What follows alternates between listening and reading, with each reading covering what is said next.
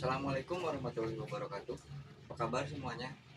Jumpa lagi bersama saya Rijang di channel Penata Ruang Engineering, channel yang membahas seputar teknik sipil dan arsitektur. Nah, di video kali ini saya akan mereview apa itu konsultan engineering. Konsultan engineering adalah suatu profesi yang bergerak di bidang jasa keteknikan.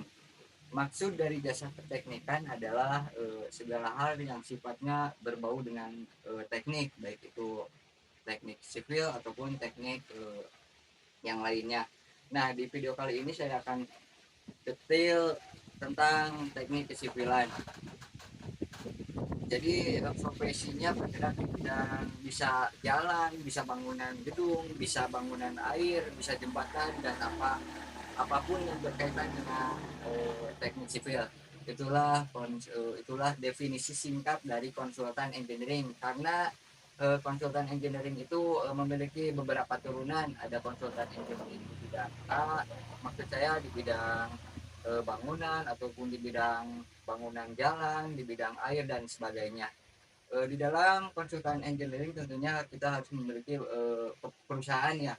Di dalamnya seperti yang sudah saya sebutkan tadi ada klasifikasi SBU. Jadi SBU itu penunjang buat perusahaan itu menjadi bisa digunakan baik secara secara untuk kerjaan pribadi, swasta ataupun di pemerintahan. Jadi kalau kita udah punya SBU, perusahaan kita udah aman gitu, maksudnya udah bisa digunakan. Nah, SBU itu sendiri harus memiliki tenaga ahli dan di dalamnya tentunya ada tenaga ahli baik itu bangunan gedung, tenaga ahli bangunan jalan, bangunan air dan sebagainya lah, banyak. Lalu tupoksi sebagai konsultan engineering itu apa? Konsultan engineering itu ya yang saya sebutkan tadi, jasa bergerak di bidang jasa. Jadi yang kita tawarkan itu jasa. Misalkan saja kita akan membuat suatu bangunan gedung, bangunan pabrik misalnya, misalnya gor lah. Untuk membuat gor yang baik itu bagaimana sih konsep desainnya, terus kebutuhan di dalam ruangannya apa, konsultasikan ke kita. Secara gambarannya gini lah biar semuanya paham. Mungkin ada bagi teman-teman yang bukan teknik, jadi apa sih konsultan engineering itu? Secara gambarnya kita gini lah, saya mengumpamakan dengan profesi lain. Kalau kita konsultasi ke dokter, apa sih yang diberikan, apa yang diberikan dokter? Dokter itu hanya menjelaskan tentang riwayat penyakit kita. Nah, untuk yang diberikan sama dokter itu berarti kita harus obat, dan obatnya itu diambil ke farmasi atau ke apoteker. Nah, begitu pula engineering itu konsultasinya kepada kita. Output yang diberikan oleh engineering yang tadi gambar kerja, baik itu gambar kerja 2 dimensi ataupun gambar kerja 3 dimensi, RAB, analisis struktur dan banyak lagi. Lalu berapa sih gaji konsultan engineering? Konsultan engineering itu kalau secara gaji ya lumayan juga, saya boleh katakan wah cukup lumayan di Indonesia. Apalagi engineering di Indonesia itu sangat banyak diperlukan pemerintah karena perkembangan perkembangan konstruksi Indonesia itu sangat lumayan pesat lah ya, mau tingkat desa, provinsi, kabupaten dan nasional pun banyak proyeknya sekarang. Dan untuk menguasai proyek itu harus minimal kita manpower yang memiliki tenaga ahli, dan tenaga ahli itu ada beberapa klasifikasi. Yang pertama tenaga ahli muda, media dan utama.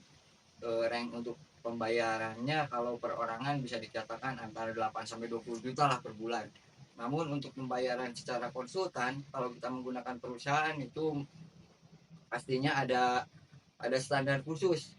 Apakah kita mau sistem pembayaran dengan menganut apa bukan menganut ya, sesuai dengan perusahaan kita ataupun standar yang digunakan dari pemerintah. Misalkan dengan anggaran untuk perencanaan angka 100 juta itu berapa persen, angka perencanaan untuk 1 miliar itu berapa persen, untuk lebih dari 1 miliar itu berapa persen, itu udah diatur dalam undang-undang dan sesuai dengan kota, provinsi ataupun yang kita gunakan. Lalu apalagi ya kurang lebih seperti itulah jasa konsultasi perencanaan suatu bangunan, baik bangunan sipil, bangunan jalan, air dan sebagainya, sehingga si bangunan itu yang pertama sesuai dengan fungsinya, yang kedua sesuai dengan kebutuhannya, yang ketiga benar dan baik secara strukturnya. Jadi kalaupun tiga komponen itu gagal, ya bisa menyebabkan bangunan itu tidak sesuai dengan fungsinya. Misalkan kita bangunan gor masa fungsinya kayak desain rumah gitu kan, enggak, atau kita udah mendesain gor terus fungsinya gak baik kan, bisa berdampak ke kerugian tarif.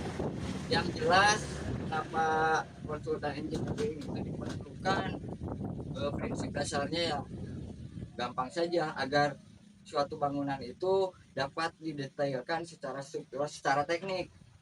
Misalkan butuh anggaran berapa, terus material yang kita gunakan apa, agar supaya gini ya, secara kasarnya kita mau membangun tapi gak ada gambar, gak ada RAB, tapi muncul nilai, itu kan repot gitu. Kalau muncul nilainya saja tanpa ada spesifikasi yang digunakan, gambarnya gak ada, itu kan aduh, menurut saya kesalahan yang paling fatal bagi saya sebagai engineer. Mungkin itu saja yang dapat saya sampaikan di video siang hari ini. Bagi teman-teman yang sudah subscribe, terima kasih. Yang belum, bantu saya subscribe. Dan seperti biasa, kalau memang video ini bermanfaat, tolong share, like, dan komen agar channel ini dapat berkembang dengan baik lagi. Terima kasih. Wassalamualaikum warahmatullahi wabarakatuh.